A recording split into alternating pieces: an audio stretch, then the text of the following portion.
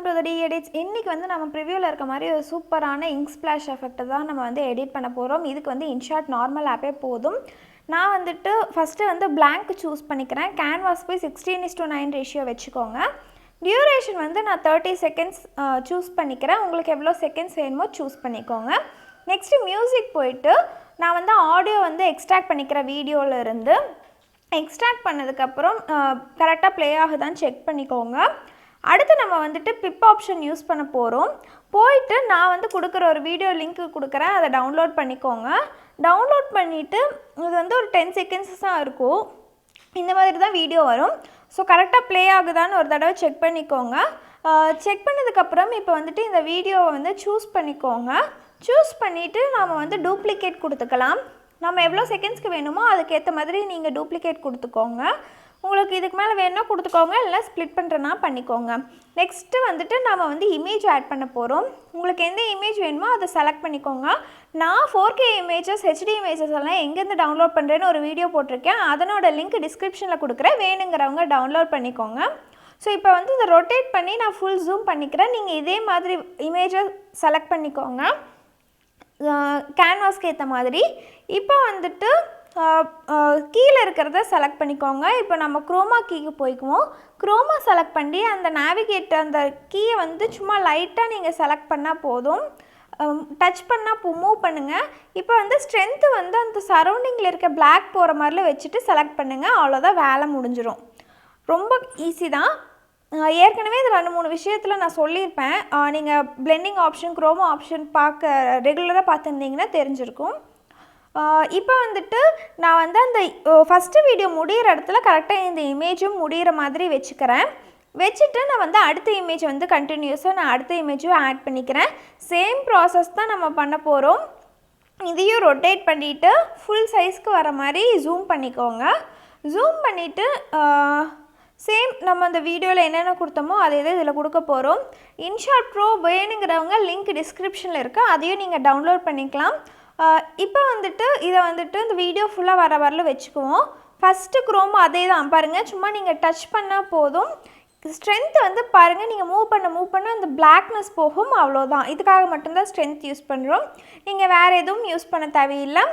இந்த இமேஜையும் நீங்கள் வந்து வீடியோ அந்த செகண்ட் வீடியோக்கு வரையில் வச்சுக்கோங்க. ஸோ இதே தான், இதே வந்து நீங்கள் லாஸ்ட் வீடியோலேயும் வரையிலும் தேர்ட் ஒனுக்கும் நீங்கள் இதே தான் பண்ணணும். இமேஜ் ஆட் பண்ணிவிட்டு நம்ம வந்துட்டு குரோமா கீ எனேபிள் பண்ணுறதாகட்டும் மற்ற விஷயங்களாகட்டும் சேம் ப்ரொசீஜர் தான் பண்ண போகிறோம். நீங்கள் கரெக்டாக அந்த இமேஜஸ் வந்து அந்தந்த வீடியோவில் இதெல்லாம் முடிகிற மாதிரி வச்சுக்கோங்க. நீங்கள் வேறு எதுவுமே பண்ண தேவையில்லை.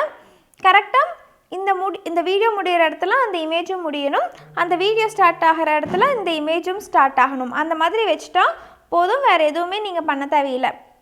இப்போ பாருங்கள், உங்களுக்கு வந்து இமேஜ் வந்து மேலே இருக்க மாதிரி வந்ததுன்னா நீங்கள் கீழே இருக்க வீடியோ டச் பண்ணால் போதும், ஆட்டோமேட்டிக்காக வந்துட்டு வீடியோ மேலே வந்துடும், இமேஜ் கீழே போயிடும். நீங்கள் இதில் bring to front bring to பேக்குனால இதில் இருக்காது. அதனால் நீங்கள் எது முன்னாடி இருக்கணும்னு நினைக்கிறீங்களோ அது கொடுத்துக்கோங்க. வீடியோ செலக்ட் பண்ணால் அது முன்னாடி வந்துடும்.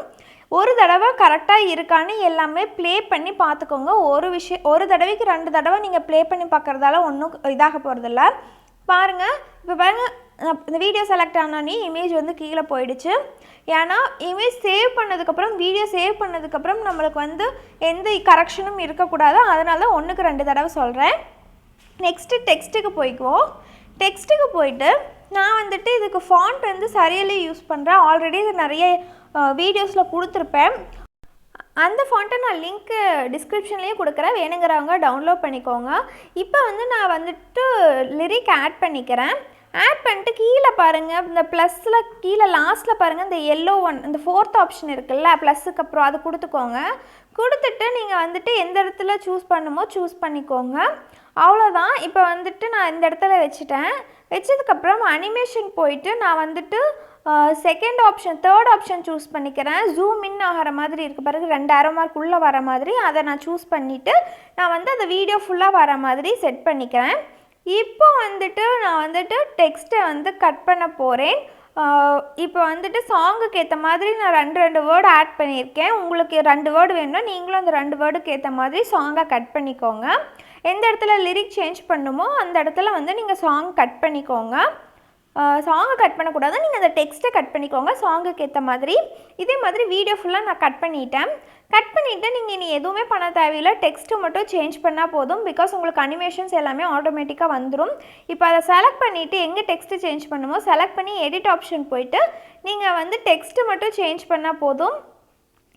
பேக் கொடுத்துருங்க, எல்லாம் பேக் கொடுத்துட்டு நான் வந்துட்டு ஃபஸ்ட்டு வேர்டு ஒரு லைனாகவும் செகண்ட் வேர்டை வந்து அடுத்த லைன்லேயும் கொடுத்துக்கிறேன். உங்களுக்கு எப்படி தோணுதோ அந்த மாதிரி கொடுங்க. உங்கள் க்ரியேட்டிவிட்டி தான் எடிட்டிங்லேயே மெயினாக. எப்படி நீங்கள் இவ்வளோ சூப்பராக எடிட் பண்ணுறீங்கன்னு கேட்குறீங்க. நான் ஒரு 3 இயர்ஸாக நான் எடிட் பண்ணிகிட்ருக்கேன். ஸோ நீங்களும் கண்டினியூஸாக எடிட் பண்ண உங்களுக்கும் இது வந்துடும். உங்களோட க்ரியேட்டிவிட்டி தான் இதில் மெயினாக. ஸோ வீடியோ அவ்வளோதான் கைஸ், ரொம்ப கஷ்டம்லாம் இல்லை. உங்களுக்கு இந்த வீடியோ பிடிச்சிருந்தா மறக்காமல் லைக் பண்ணுங்கள், ஷேர் பண்ணுங்கள், கமெண்ட் பண்ணுங்கள். உங்களுக்கு வேறு ஏதாவது டவுட்ஸ் இருந்ததுன்னா கீழே கமெண்ட்டில் கேளுங்க.